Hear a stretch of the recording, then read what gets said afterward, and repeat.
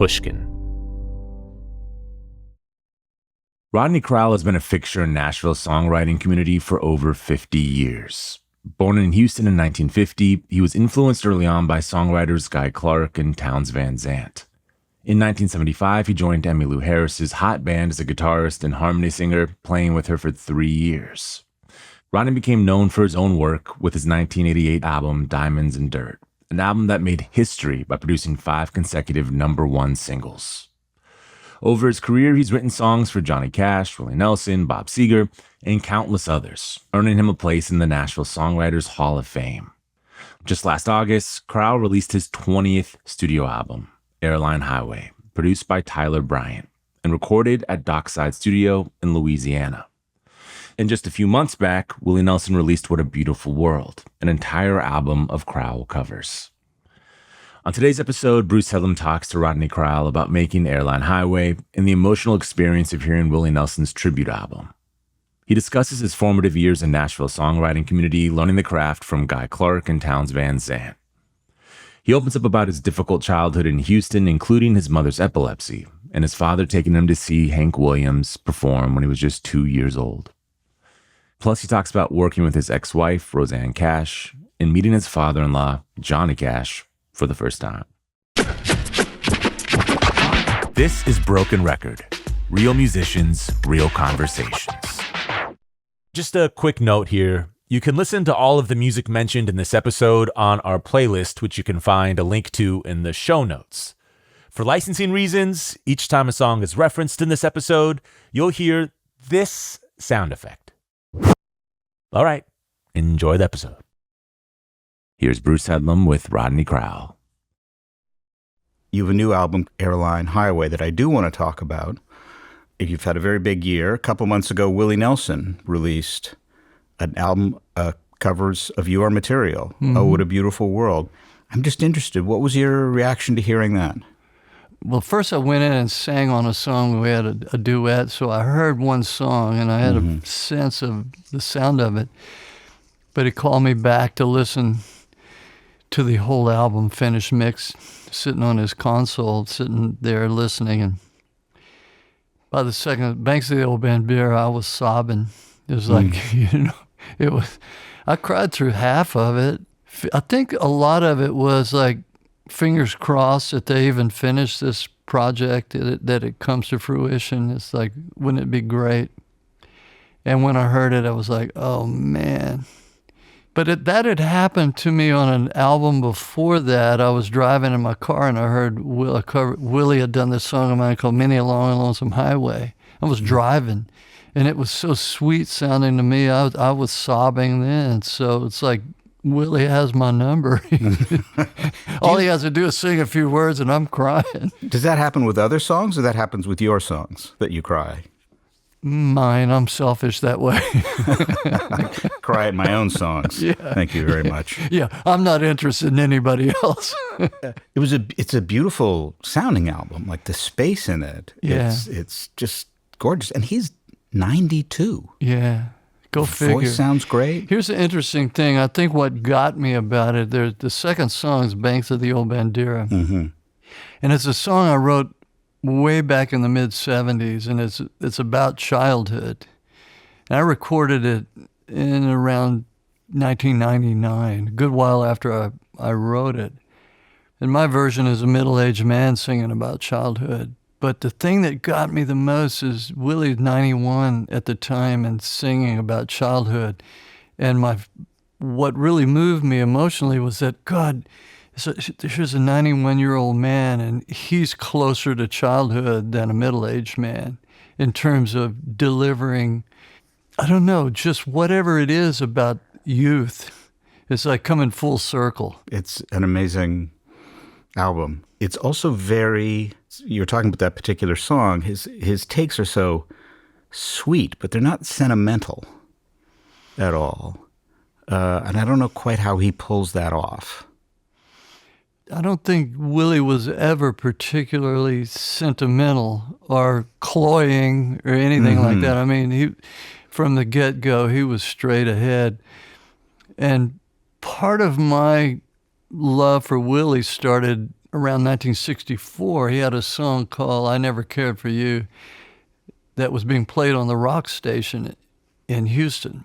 Mm-hmm. And I was walking down the sidewalk, and when it came on, the opening line says, "The sun is filled with ice and gives no warmth at all.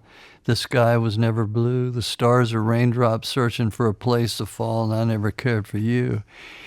I'm 14, and when I hear that, it's like, what language is this man speaking? Because the Beatles were cracking the radio at the time, and shortly after that, I heard Subterranean Homesick Blues.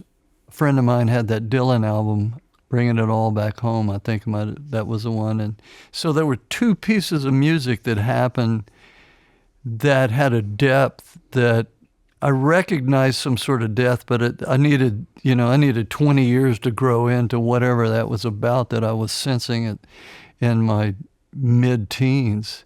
Mm-hmm. And I don't think Willie ever moved away from that. Even when he was singing, beautiful love ballads and stuff, it still sounded like he had that kind of gravity. Tell me a little bit, we want to dive back into early influences, but tell me a bit about how this album, Airline Highway, came about. Well, quite naturally, the writing process is, if I'm not out on the road performing, I'm pretty much up every morning working on songs. Is that right? I approach it like a writer. It's like it's my job, and I love the work. So, do you get up early to do it before anybody else? Yeah, I'm an early riser now because I raised 4 kids, and I used to sleep till 4 in the afternoon before I became a father, mm-hmm. and I never got that turned. There didn't seem to be any need to turn that back around, and so I'm up working. I figure it's a blessing that I have the work in the first place and have the time to do it. So I'm writing the songs that would become Airline Highway, but at the same time, I met up with a lad named Tyler Bryant, who's a producer, mm-hmm. through Peter Leak, my manager. And Tyler's from Paris, Texas. We're both Texas boys, but I got into a conversation with him about the first recording studio I ever walked into to try to sing something, a song that I'd written, was in Crowley, Louisiana. It's a studio owned by J.D. Miller, a real wheeler dealer down there. And nothing came of those sessions. I have the tapes at home, and they'll never be released because they're not worthy of being released. But I also had this romantic notion, because growing up on the east side of Houston, we used to cross the Louisiana line over there to hear the Boogie Kings at the Big Oaks Club. It was called Blue Eyed Soul, a big soul band with horn section and a couple of great R&B singers leading the band. So we would go and we would sit outside in the parking lot and we could hear them through the walls. Mm-hmm. Was this with friends or with your family? With other lads my age. We would sneak over there. And then also there was a romance of it. Now and again, if you find the right spot, you could buy beer when you were 15. It was lawless in that way. Mm-hmm. But the music was really, it was a romantic trip to go over there to hear the Boogie Kings. And I was describing that to Tyler, and I was also describing Crowley, Louisiana. And we had decided we wanted to make a record, and Trina Shoemaker lives down there on the coast, and she was part of that New Orleans scene that Lanois had going on. And I've made a couple of records with her, and so we were going to bring her in, and I said, God, I went to Chicago and made a record. I had so much fun. It fulfilled this fantasy I had of going to Chicago and recording Howlin' Wolf and the likes. And I said, I need to go to Louisiana, but I don't feel like New Orleans is where I ought to go. And Trina said, oh, well, you got to go to Dockside. It's on the Vermilion River. And if we don't get eaten by crocodiles, we'll make a good record. Mm-hmm. So the idea that we're going to Louisiana to make a record was born. And so Tyler and I loaded up a van full of mostly his gear. I had a couple of guitars, but he had amps and what have you. We drove down there to Dockside Studio and met some musicians from Texas that we love and set up in a studio, not too much unlike this one, with a good cement floor in case the river gets up, and we were off. Amazing. I want to go back to your writing because I want you to set the scene for me. You say you write every day. Do you have an office at home? Do you go to an office? I have a home studio. I go down across the house and down the hallway, and I have a studio in one wing of the house there, which I've made records in there. And for me, people say, "What's your favorite song you've ever written?" And I always say, "Well, the one I'm working on. That's the most important song that I've ever written, whatever I'm working on now." And I can't say that the end result of the record we made was so much by design as I was writing, because pretty much the rule of thumb I have is that if I'm patient enough, the song will tell me what it wants to be. But slowly, I think maybe intuitively, I knew I was headed south to record the record. And I wrote a song with Lucas Nelson about rainy days in California and going back east, and I just made my way back to Louisiana because of my childhood down there. And that might have been a signal that got me to think, well, wouldn't it be nice to go record in the swamps down there and see if we could pick up some swampy sounds. And I continued on, and for a song like Taking Flight, I'd already written it with Ashley McBride before, but it was certainly the landscape down in southern Mississippi. So maybe intuitively I was headed that way from the get-go, but it wasn't conscious. I wasn't consciously trying to craft a song, like a group of songs that were necessarily had a Louisiana vibe, but mind you, over the years I've written songs like Leaving Louisiana in the Broad Daylight and Fever on the Bayou and Stars on the Water. So I guess I figured that Louisiana owes me something, Your lyrics seem so precise to me. Do the lyrics change a lot once you get in the studio? No, I don't do any writing in the studio. Once we're set up to record, got microphones and the sounds, I write everything before we get in the studio. I don't like to have to think about finding a good rhyme in the middle of about to get a good take. That doesn't work for me. I gotta have it written before we go in. So when you're writing, are you there with a guitar or are you working on lyrics usually?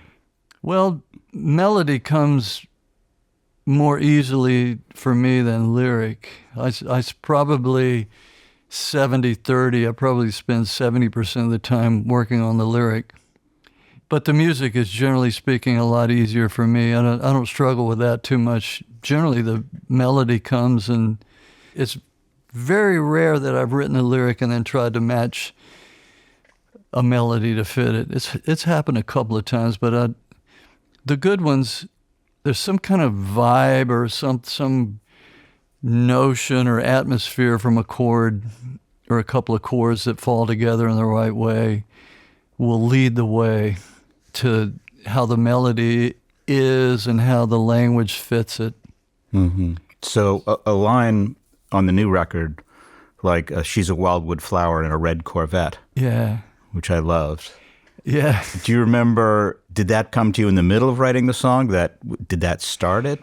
Interestingly, that song, it started with an entirely different melodic feel and an entirely different sort of a little more rock and roll kind of thing that I was trying to force it into this kind of bar chord, little Chuck Berry-ish take on a feel, with a little bluesy rock Chuck Berry-ish. And I didn't have the Wildwood Flower and a Red Corvette yet, but I had Sometime Thing. She don't believe in making love to a sometime thing. I had that because that was based on an experience with some dude hitting on my girlfriend.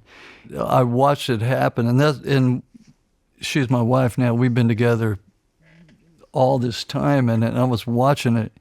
He was putting a move on her, and she was oblivious to it, and blew him off. And she didn't blow him off intentionally. She just wasn't buying it.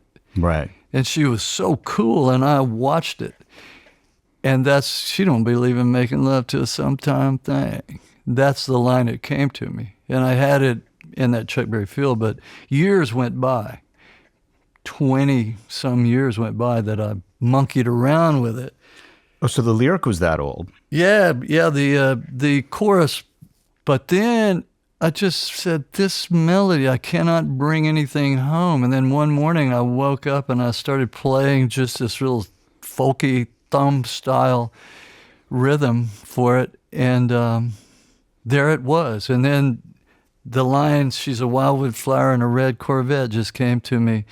And when you get a line like that, and I thought that was a really good line. And, it is a really good line. And when that came, and then I hit on Tanya Tucker meets Cate Blanchett, I said, okay. And a song that had been gestating for 20 plus years came together in 30 minutes. Wow. It is an interesting song because it sounds like an old blues kind of wang dang doodle sort of riff, and then it's got this beautiful. Don't you think I should play it? You should absolutely play it. Let me just at least play some of it.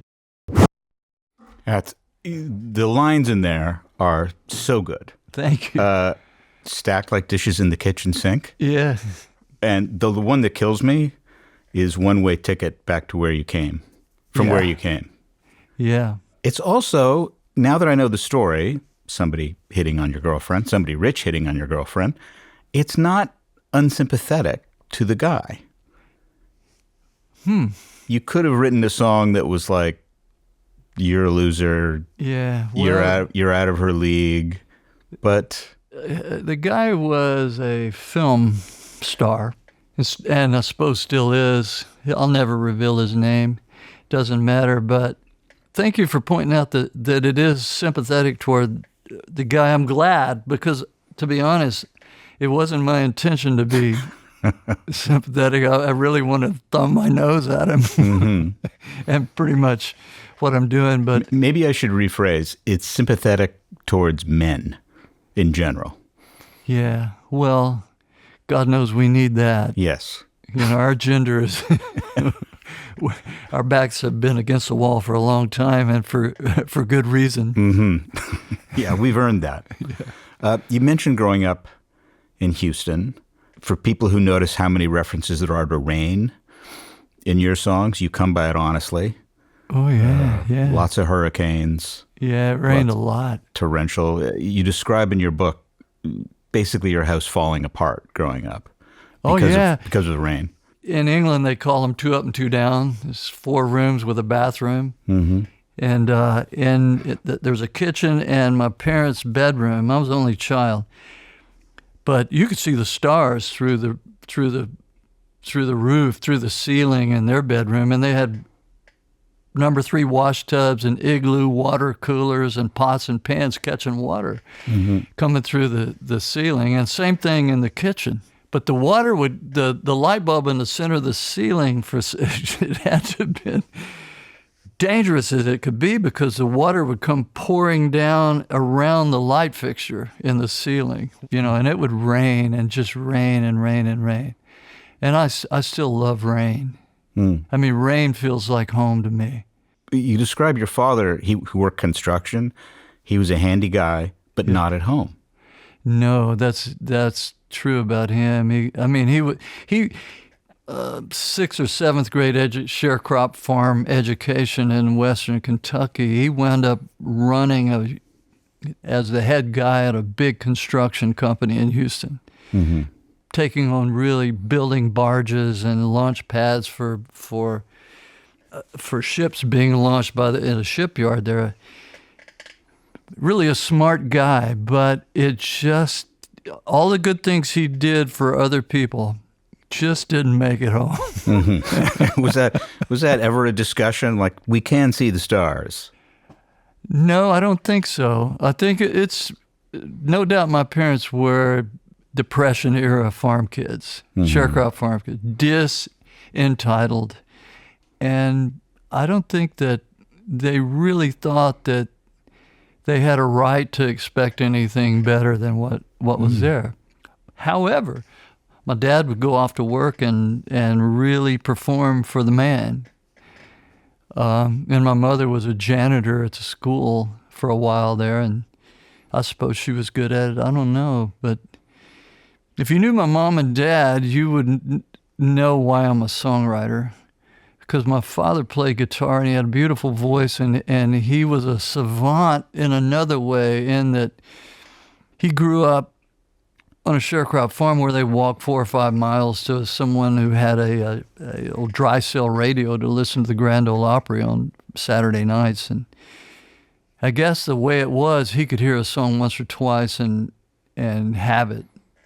And most of those songs were simple in that way. And my father actually took me to Hank Williams' next to last performance in Houston in 1952, right before Christmas, and I was 2 years and 4 months old. Do you remember that? And I wrote about it in my book. But what I remember is the smell of his hair tonic and a little bit of a light and that kind of hushed audience sound before things start to happen. But he reinforced the memory over and over and over again, because as I was from childhood on, he was like, don't ever forget that I took you to see the Hillbilly Shakespeare, which is what they called Hank Williams back then. Right. So he drove it home. So my memory of it is his memory. And I tried to write about it that way. You don't remember the show itself? No way. But I do remember, a couple of years after that, being on the floor with a little record player and those Hank Williams 78s. I'd figured out how to get them on a small turntable and listen to those Hank Williams 78s over and over and over again. What were the songs that stuck with you? Oh, well, it's like Moving On Over. Come in last night about 10:30. That baby of mine wouldn't let me. Man, that caught me, even age 4. It's like whatever the role of that language. And Chuck Berry had sort of the same effect on me. You know, those cartoons of the cat floating through the air, following the catnip. Those kind of rolling, tumbling, lyrical events like those. So I've always been on the lookout for that kind of thing. It's like, boy, how do you string them together where the song becomes a freight train? Are there songs of yours you think you've succeeded in doing that? I've succeeded from, time and time again. I've been doing it for 50 years, so, at least twice in a decade I've succeeded in stringing. But that particular kind of rolling feel. Well, I've never tried to ape somebody else's success. I've tried to find it in my own way, but like from I Ain't Living Long Like This, that was like that, or Fate's Right Hand. When you're moved like that at a young age and you're actually on your way to becoming a professional songwriter, those things never really leave you. They're there to stay, because it's like it becomes a benchmark. It's just happened in so many ways along the way. To hear Chris Christopherson woke up Sunday morning with no way to hold my head that didn't hurt. To hear that is like, oh boy, okay, there it is. I don't want to do that, but I want to access something inside of me that is my own version of what that is. To me, that's the search. We'll be back with more from Rodney Crowell after the break. Before we go back to songwriting, I do want to mention your mother, who's this incredible character in your book. She took you to church. She wasn't particularly musical herself, but you got a lot of church music through her. She went to evangelical churches. Yeah. Well, my mother was, the way they referred to it back then is she's a Pentecostal woman.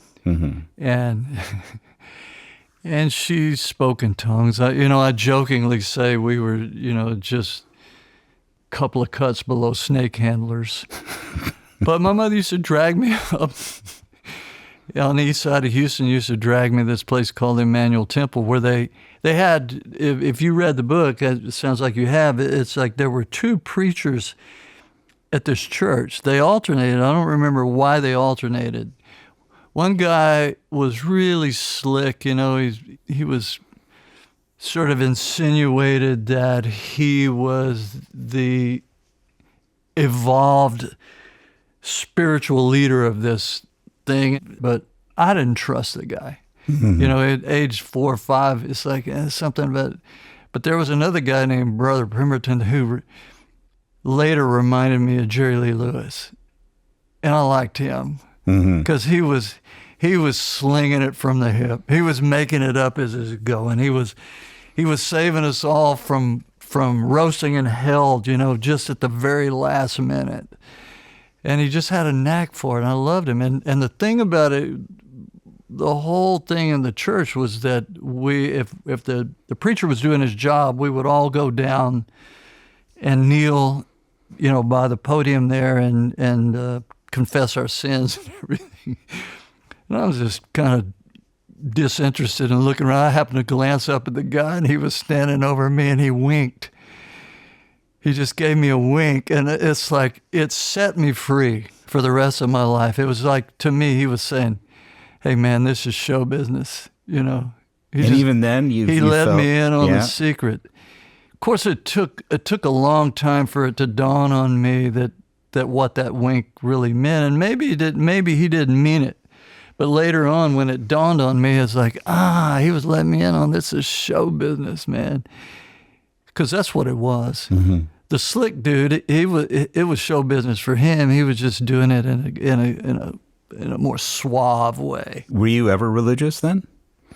No, man. It's like organized religion doesn't work for me. Mm-hmm.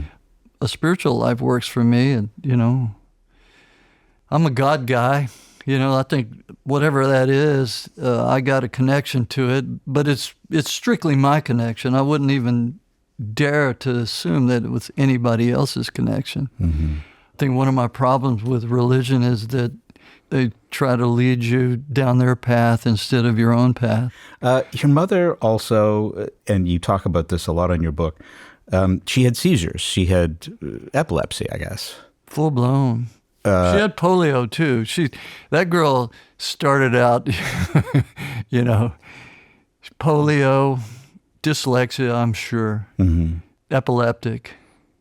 I mean, she had grand mal, serious epilepsy. But you had to look after her. Had to. After my grandmother passed away, it was my job because, see, there's a thing about this epilepsy with my mother is that it never happened when my father was around. I think those were the rules. But in her case, when she would feel it coming, she knew when it was coming. It never caught her off guard because like 4 or 5 blocks down to the corner grocery where she'd go buy a 6-pack. I'd go with her, walk down there, and she'd buy a 6-pack of Jack's beer and chug it down, and then I would nurse her through those epileptic seizures. And, you know, she was on the floor, foaming at the mouth, the whole thing, and I had a spoon, tried to keep her from swallowing her tongue. It was, you know, when you think about it, it was harrowing. But at the time, I'd watched my grandmother look after her, and pretty much it absorbed what she would do to look after her. And so when my grandmother passed away, it was my job. Interestingly, until I was about 17 or 18 years old, and my mother had all the signs of it coming on, and I won't repeat the words here, but with a lot of expletives, I just said, you can die as far as I'm concerned. I'm never going to nurse you through one of these things ever again. More vitriolic than that. I'd had enough of it. And with the exception of one small seizure, that was it for her. Mm. It's like I finally blew the whistle on it, and apparently I should have done that a long time before. So You said you thought it was your job. What made you stand up one day and say, I can't do this? I was just fed up with it. Plus, I was on the verge of heading out into the world, go to college or something, senior in high school maybe. But it wasn't anything that I rehearsed. It just came up. I just had enough. Things can change in life in the strangest way. It's just something that should have happened 4 years ago couldn't have happened 4 years ago. And that was it. So tell me, when did making music start for you? Well, I was graduating high school, and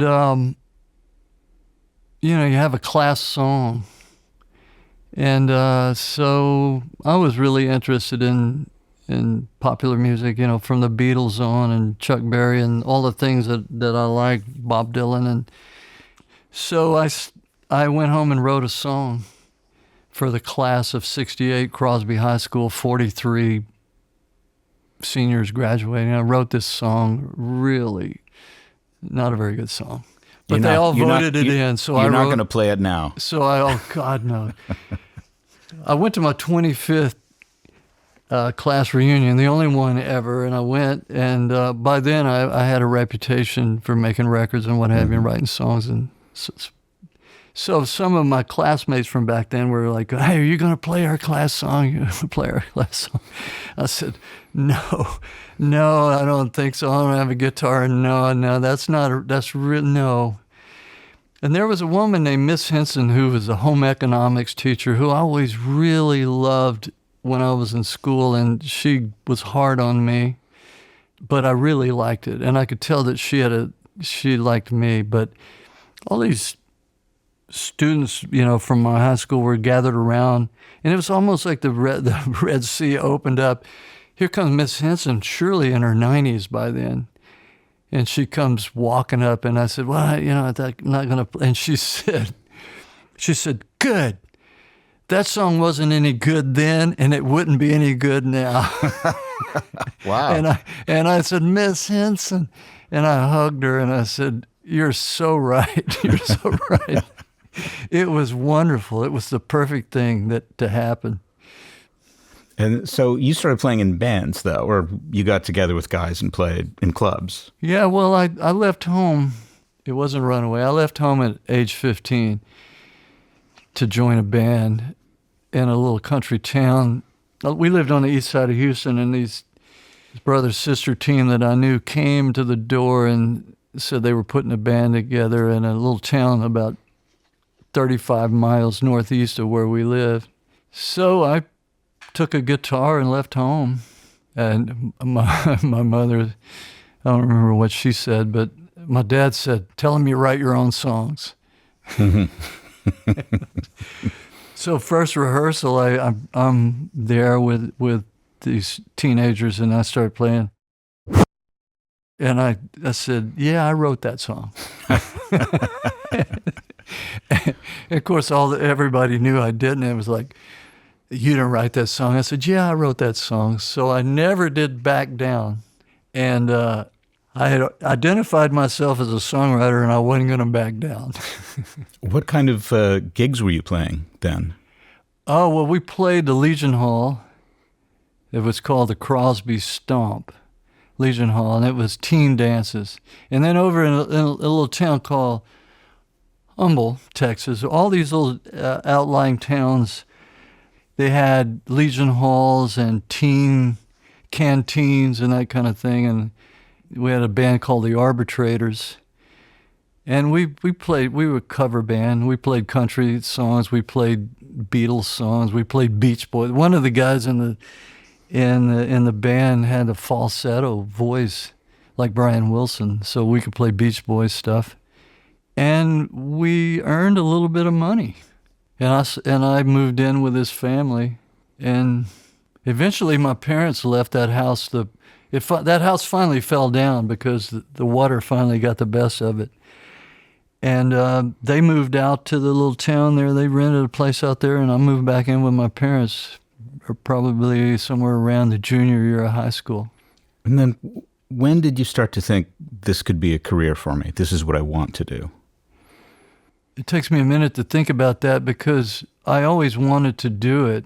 But it really, I'd already been, Emmylou Harris had recorded a couple of my songs, and I'd moved to Los Angeles to be in her band and go on tour with her. But I think it was when Willie Nelson at the old Palomino Club, unbeknownst to me, called me up on stage and said, I'm going to do a Rodney Crowell song and called Till I Gain Control Again, which Emmylou had recorded first.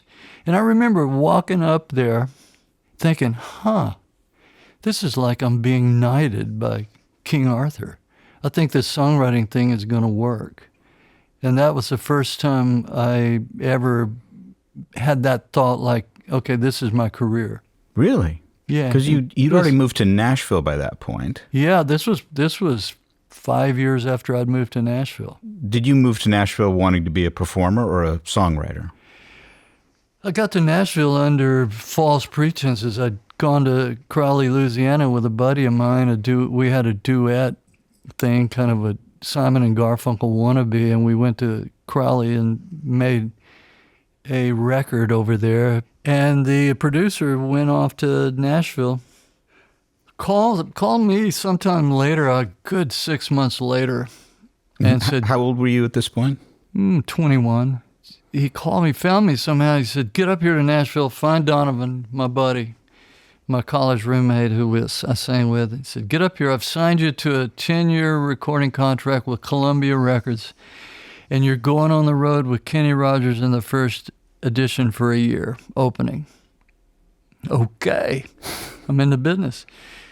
So we hopped in, we got in the car, I found Donovan and we were off. We went there, but when we arrived in Nashville, none of this was true. We went to Columbia Records, reported for duty at Columbia Records and walked in, and, the secretary, intake secretary is like, who? So finally somebody 3 tiers up came down and said, look, we've never heard of you. You don't have a recording deal here. And so that's how we realized, this is a sham. And as it turns out, the producer had sold the tapes and the publishing for a bus ticket back to Houston. And there I was in Nashville, so I decided to stay. Did he just wanted you out of Houston so you wouldn't make trouble? The backstory on him was that, God, he was a brutal, brutal, brutal alcoholic. I have a lot of compassion for the amount of alcohol he could consume. And God knows what goes on, when you're a blackout drunk. But it got me to Nashville. Mm-hmm. And within a short period of time, I bumped into Guy Clark and a couple of guys, a guy named Skinny Dennis Sanchez, who's a upright bass player, and a guy named Richard Dobson. And they took me in because I was washing dishes, making a little money, and they said, I was 7 or 8 years younger than they were and making a little bit of money, so they had an extra bed. But this house became, it was Paris in the 20s there in its own way, because Guy Clark was Skinny Dennis had been a bass player in a folk trio he had in California. And so all of these guys Townes Van Zandt started coming in and out of that place, and so it was kind of ground zero for songwriting pre-record deal, and because that's where Steve Earle first came around in there, and Dave Runkle, and it was just a salon, and Townes Van Zandt was traveling. He was already a wheeler-dealer folk singer, but he would come through Nashville, and that's the first place I heard Pancho and Lefty in like 3 a.m. in this house on Ackland Avenue in Hillsborough Village in Nashville. You were sitting around and he played it? Yeah. Well, we would gather around every night, pretty much 5 nights a week at least in that house. Songwriters would come in. Guy Clark was the curator of this mindset around then, because Chris Christopherson had done for Nashville what Bob Dylan had done for Greenwich Village. Nashville music business wasn't corporate then, but it was a closed community.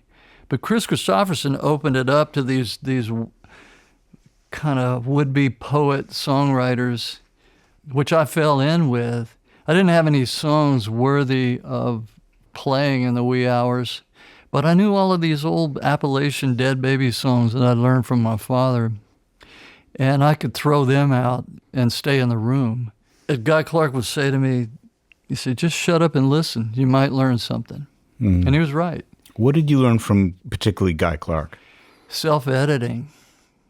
It took a while for it to dawn on me, but Guy Clark is probably, as songwriters go, that I know personally, he's probably the best self-editor I've ever been around, because when I started drifting over to his house and he was showing me what he was working on, he would lines that other songwriters would not elbow it out for anything in the world. He'd elbow it out and say, hey, this is not serving the narrative. It's got to go. That was important. Did he help you do that with your songs? No. The only thing he would do is when I had a new song, and his wife Susanna was equally as formidable on this front, but I'd go over with a new song and he'd say, okay, put your guitar down, now look me in the eye and say those words to me. And he had these like hawk eyes, real intense stare. And I realized if I tried to say the words to him, that whenever I wanted to avert my eyes away from him, the lines weren't true. And it was a really valuable lesson to learn, because when it was a really subpar line or something that didn't work, a soft rhyme or just something that didn't move the narrative along, his eyes would narrow and I would feel ashamed that I had exposed it. It was a good lesson. That's a tough lesson, though. Mm-hmm. Was. Say it. Have you ever done that with other songwriters? Had them look at I you? have these, I host these songwriting camps, 120 so songwriters come to find out about songwriting, and now and again I'll say, okay, you want to know how I learned to do it? And I get them to put the guitar down and speak their lyrics to me. Mm-hmm. I don't think I had the intense eyeballs that Guy Clark had, because some of them would gaily just look me in the eye smiling and really tell me really subpar lyrics and happy that they had. Yeah. What is it about putting the guitar down and saying it that exposes them? Mind you, I don't know if you know Guy Clark or have any recollection of what he was like. He was an intense man and a beautiful writer, Hemingway-ish in his own way. And to look him in the eye with something inferior was a daunting proposition.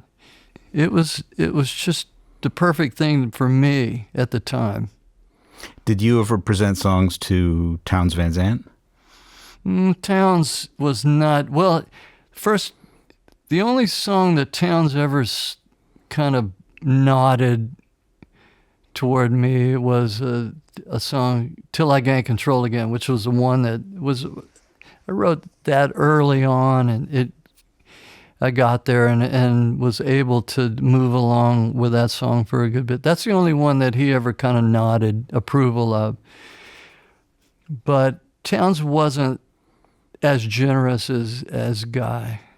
He was incredibly gifted poet, but Guy had, for all of his imposing will, he was a generous artist, and he shared his knowledge pretty freely. But Townes was more, he held more back? Yeah, Townes was competitive. Townes was super competitive, which is a good thing, a good thing for, I got no problem with that. So when you're sitting around doing songs, it's a contest? Well, the Donovan and Bob Dylan in London in the hotel, and Don't Look. Savoy, whatever hotel they were, where Donovan's on the floor and he plays this really kind of mealy, twee little love song. Yeah. It's just going nowhere. And Dylan reaches over and gets a guitar and sings Crimson Flames tied to my ears. It's like, I was so much older then, I'm younger than whatever it was. It just annihilated.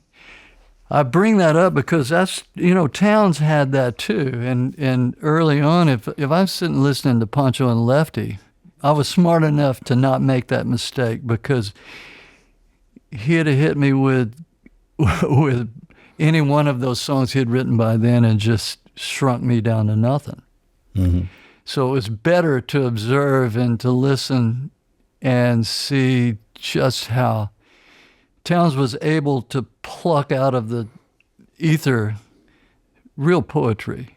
Whereas with Guy, it was closer to the experience was that he was a working songwriter. He was somehow crafting it on the desk in front of him, where Townes was plucking it out of the ether. Was Townes competitive with Guy?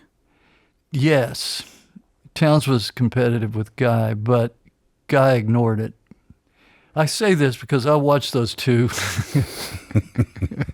closely. Yeah. Yeah. Now I'll tell you about Townes. Van Zandt had Townes come along 30 years later, he would have been a champion skateboarder. Because there was one thing that I did do that Townes and I were friendly, is that somehow we got a hold of a skateboard, and there was a slope in Hillsborough Village, and we would set up beer cans and slalom on skateboards. This is way before skateboarding was anything. I didn't have a knack for it, but Townes was fluid. The man was extremely physically talented, and he was a lot to take in. But he would slalom through those beer cans as if he was actually made of water. Amazing! I didn't know that about him. Did you see signs back then of his later mania and his difficulties? Yeah, because the songwriting community around then was. Amy Martin had a place there, and when Townes would come into town, usually he'd be a couple of days up in kicking heroin up in Amy Martin's place, while all of the wannabe songwriters, including me, were down in the garden there waiting for Townes to come down so we could play. But we would all sit around playing songs these really inferior songs at each other. Meanwhile, one of the masters was upstairs kicking heroin. It was pretty romantic. Are you competitive? No, I'm not. I'm not competitive. Wish I were. I don't think I could host these songwriting camps that I do if I were competitive, because you have to be of service to these people who pay money to come be around me and see what they can learn. Well, you've also had so many collaborations.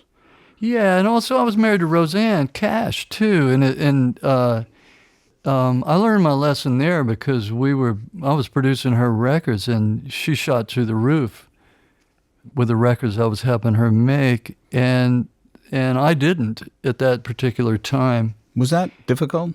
It was difficult, and had I been more competitive, I would have probably hit the road because I wouldn't have been able to take it.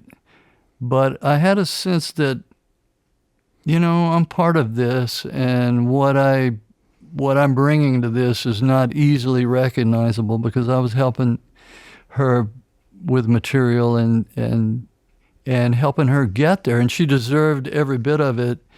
She outdistanced me. Eventually, I caught up. One last break, and we'll be back with Rodney Crowell. You are the third ex-son-in-law of Johnny Cash that we've had on the show. Am I? Yeah. Yeah. And Marty Stewart, and we've had Nick Lowe. Yeah. Nick Lowe certainly had a story about meeting Johnny Cash for the first time.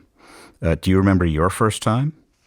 Well, the first time I remember was at the Beverly Hills Hotel in one of the bungalows. He and June had a bungalow out back. And Roseanne was bringing her boyfriend to dinner, a candlelit dinner in a Beverly Hills hotel bungalow. Mm-hmm. Were you nervous? Oh yeah, I was nervous as I could be. But they were sweet and very accommodating. And June, I actually was able to tell June the story that when I was, the Carter family, in the late 30s, they'd made all of these. It was one of the border radio stations where the Carter family would come out live, and my grandmother and I would listen to the Carter family rebroadcasts in the mid 50s. And June was an 11-year-old comedian at the time. And so I had a crush on her. As a 5-year-old kid, I had a crush on an 11-year-old girl I was hearing on the radio. And so I got to tell her that story, and she was charmed by it. And so we were good from there. I did have my drunken run-in with John later on. Oh, you did? Yeah, in Jamaica. Oh, okay. Was this after you were married, or? No, it was before we were summoned to Jamaica because we were living together by then, and those were against the rules. Mm-hmm. So I did a little bit too much drinking between L.A. and Montego Bay and the flights, and so by the time the sleeping situation came around, I felt like I had to stand my ground because I heard some talk down the hallway and stepped around, and Roseanne said, well, we live together. And so I stepped in all cavalier, like, I'm not going to be a hypocrite, as we sleep together in L.A., And he said, he looked, and I've told this story before, but it bears repeating. He looked at me and he said, son, I don't know you well enough to miss you if you were to leave. With that voice. Yeah. Voice of Abraham Lincoln. So that sobered me right up, and I said, yes, sir, you're right. And I wandered off down the hall and went to bed. I would have left, but... Yeah. I'd want to get back to Roseanne, but I first want to talk about your time with Emmylou Harris. Emmylou. Because she had recorded one of your songs and then asked you to join her band. Yeah. And who else was in the band when you were with her? Kind of back up a little bit. I was in Austin. I'd left Nashville. But Emmy came through like early in January 1975 and was playing the old Armadillo World headquarters. And by then, she had recorded a song of mine, Bluebird Wine.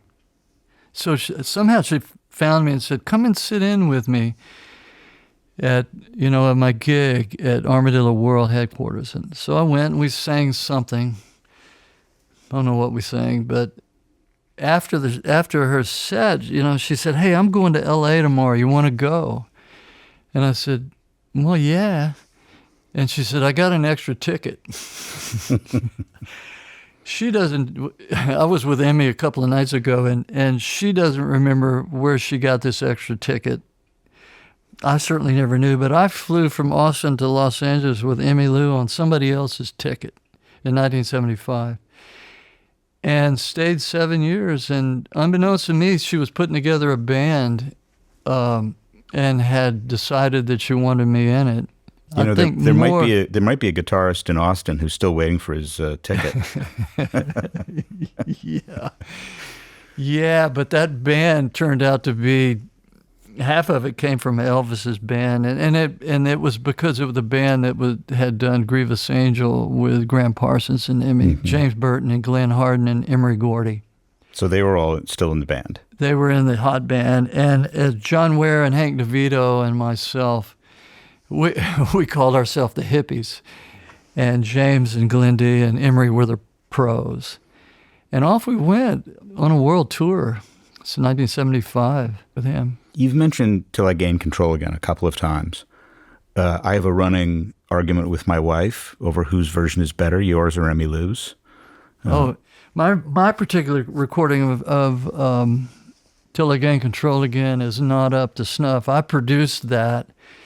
And I spent a lot more time on the musicians than I spent on getting a proper vocal performance out of myself. Okay, I'm going to disagree. I think it's a masterpiece.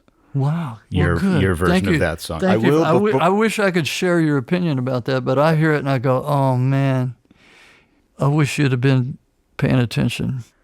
You know, what I love about that song is what I love about a lot of your songs. And this is going to sound vague, so forgive me. But often your songs seem to me, there's a theme running through, which is basically what it means to be a man in relation to women, in relation to yourself, in relation to the world, how you kind of proceed in the world. That seems to be something that is in a lot of your songs. Simple on the new album made me think of that. Yeah. Very much. Could be Susanna Clark. Susanna was probably 12 years older than me when I met her in my early 20s. And she said to me clearly, she said, and it you know, in your early 20s, is if you meet a woman, or at that particular time, it's like I was on the make, you know. And Susanna held up her hand and said, hang on, you know, I'm going to teach you to be friends with a woman. Valuable lesson for me at the time, and I listened to her, and we developed a friendship, a real friendship, and we had a long-running conversation, she and I. And then Emmylou comes along, and Emmy and I are really close friends to this day. And I think it started at that particular time. I probably have more close women friends than I do men friends. It's just been that way. And I think it started with Susanna. My friendship with Mary Carr, we're close friends. We talk all the time. It's not romantic. It's brother and sisterhood. And I think maybe that's what you're talking about. And also I have 4 daughters who have, you know, will tan my hide if I get a little too far ahead of myself. Mm-hmm. Have you ever had to give their boyfriends the speech Johnny Cash gave you? God, I wish. I really would like to pull that. Well, you know, I've had to call them on their foolishness, but I've never been able to come up with my own line that would match. Mm-hmm. And I know you well enough to miss you if you were to leave. Yeah, well, that should be in a song. You know, you did a great version of I Walk the Line with Johnny Cash, which is really about a kid hearing it. Yeah. And that is that is a song about what it means to be a man. Yeah. And you reharmonized it, which is what I loved, his sections. Yeah. This was after Roseanne and I split the blanket, and I called him one day and I said, hey, man, we wrote a song. Because I had been trying to recapture the first time I heard I Walked the Line in a fishing trip. So he came to the studio. I said, I need you to come and sing on this. So he came to the studio thinking that he was going to be singing some version of his song. Mm-hmm. And I sat there with a guitar and I started banging on the guitar, and it got to the chorus where I used his lyric to make a chorus, which took me a long time to figure out, because I wrote all kind of choruses for that song that just sounded like child's play. And then I hit on his words and it fit. And so he came and I'm singing it, and his eyes narrowed, you know, and he said, man, you got a lot of nerve changing my melody. And I said, yeah, and you're just the guy to go out there in the studio and do it. So he walked out there and did 2 passes and looked at him, and he said, will that do? And I said, yes, sir, that will do. Meanwhile, he had a lunch date with Bonnie Raitt. She came into the studio. I guess that's where she was going to meet him. And so we played it back pretty loud. And Bonnie, when it was over, she said, God, it sounded like y'all were in there taking Viagra when you recorded that. And I said, I know whose voice you're talking about, because there was some big old Johnny Cash singing that chorus. Mm-hmm. So after you had this great run of albums with Roseanne, so you said you were frustrated at that point, though, that she was the star. Yeah, well, it was you can imagine in a household where two artists working side by side and one of them's taken off. Mm-hmm. Now, mind you, I stayed home with the kids. We never were both gone at the same time, which was, I think, a pretty good choice at the time. But she deserved it. Rosanna she is an artist through and through. She deserved it. It's not her fault that it took off, and it took me a minute. She was in a Porsche and I was on a bicycle. So it goes, you know. You weren't in a bicycle long because you put out Diamonds and Dirt. Yeah. Which had, what, 4 or 5 singles? Yeah, there are 5 number 1 songs off of that album. It's just like one right after the other. She's Crazy for Leaving. One of my favorite songs of yours, After All This Time. Yeah. I just want to ask you about 2 of the songs. One, you mentioned it earlier, Taking Flight, which you wrote with Ashley McBride. How was the writing done? Well, Ashley, I made a record called Chicago Sessions, one back, and Ashley came around the house, and we wrote a song called Making Lovers Out of Friends. Mm-hmm. It was pretty sweet, and I thought she would do it, but she didn't. And so I recorded it in Chicago. But the day we wrote that song, Ashley was coming back 2 days later. So I woke up the day that she was coming back, and just to get ready for Ashley to come around, and I started writing Taking Flight, and it was just coming out of me in a hurry, and I was trying to hurry up and get here. And she finally got there, and I was pretty far down the road on it, and I said, oh, God. And she signed off on all of it, and then we finished it up. But later on, when I realized it would make a good duet, we collaborated on the spoken word at the end of it, to have a little conversation at the end, to make the song a conversation. A beautiful line about an unwed mother, soon to be a small voice on the phone. Yeah. Was that from you? Yeah, well, I claim that one. I think you should. Yeah. And I do want to ask about the last song, which is just gorgeous. Maybe Somewhere Down the Road. Yeah. Before I met Claudia, I had a friendship romance with a woman. She was a really interesting woman. And I helped her get to India. She wanted to get to India, and I helped her get there. And she did come back to the States, and I never saw her again when she came back from India. But I later found out that she had taken her own life. And in a pretty horrific way. So I thought about her a lot, and I said, hey, God, the only thing I can do is, she deserves a song. So I made the song, I wrote it, and we recorded it. It's the first thing we recorded before we actually went down to Louisiana. And I didn't think it fit the record, because the rest of Airline Highway was a little more lighthearted. But Tyler, the producer, he loved it. And I liked the song. I thought it was some good writing, but I felt like it didn't work for the album. But everybody around me kept saying, you're wrong. And then one day, Trina Shoemaker, she rang in and she said, you're wrong. Everybody told me I was wrong. So I said, okay, well then let's stick it on the end, because it doesn't fit anywhere else. So there it is. And I always thought it was pretty good writing. And I think the performance is pretty good. And I'm glad it's on the record, because the woman that I wrote it about deserved having a song, even though it was after her life was gone through. Thank you so much for coming in. It's been a complete delight. Thank you so much. Thank you. In the episode description, you'll find a link to a playlist featuring our favorite songs from Rodney Crowell, as well as his new album, Airline Highway. Be sure to check out youtube.com/Broken Record Podcast to see all of our video interviews.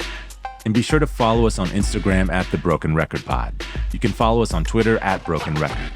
Broken Record is produced and edited by Leah Rose with marketing help from Eric Sandler and Jordan McMillan. Our engineer is Ben Tolliday. Broken Record is a production of Pushkin Industries. And if you like this show, please remember to share, rate, and review us on your podcast app. Our theme music's by Kenny Beats. I'm Justin Richmond.